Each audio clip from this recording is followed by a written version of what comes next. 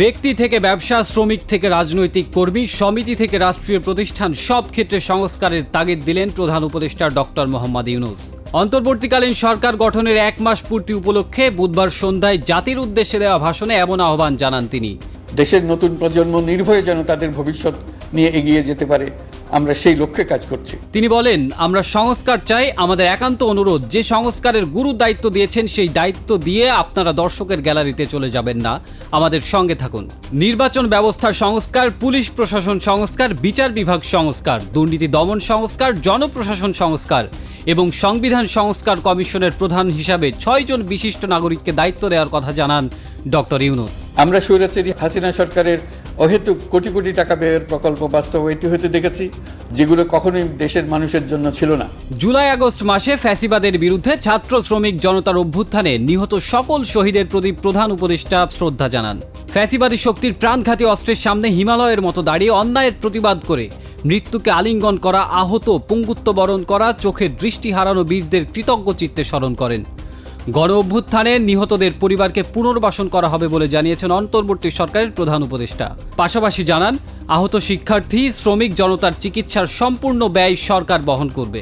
গণ অভ্যুত্থানে সকল শহীদের পরিবারকে পুনর্বাসন করা হবে।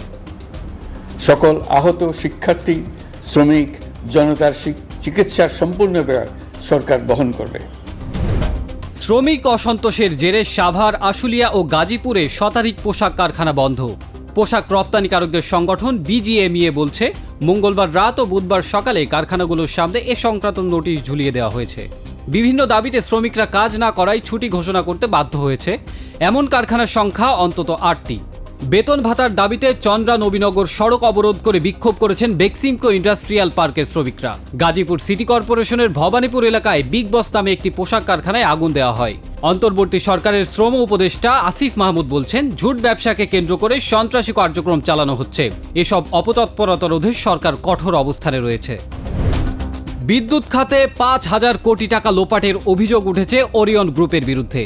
বুধবার একটি জাতীয় দৈনিকের খবরে বলা হয়, গত 15.5 বছরে বেসরকারি বিদ্যুৎ খাতে যে মহা লুটপাট হয়, সেখানে ওরিয়ন গ্রুপের আগ্রাসন ছিল ভয়াবহ।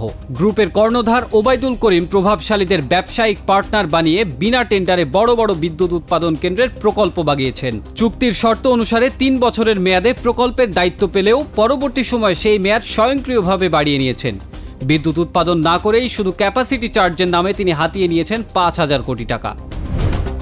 যুক্তরাষ্ট্রের আসন্ন প্রেসিডেন্ট নির্বাচনে ডেমোক্র্যাট প্রার্থী কমলা হ্যারিস এবং রিপাবলিকান প্রার্থী ডোনাল্ড ট্রাম্প প্রথমবারের মতো বিতর্ক অনুষ্ঠানে মুখোমুখি হয়েছেন।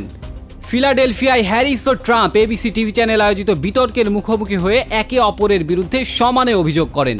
যুক্তি পাল্টা যুক্তি, অভিযোগ পাল্টা অভিযোগে উঠে আসে অর্থনীতি, ইসরায়েল ফিলিস্তিন, ক্যাপিটলের দাঙ্গার মতো বিষয়গুলো। এ সময় দুজনেই একে অপরকে মিথ্যাবাদী বলে আখ্যা দেন।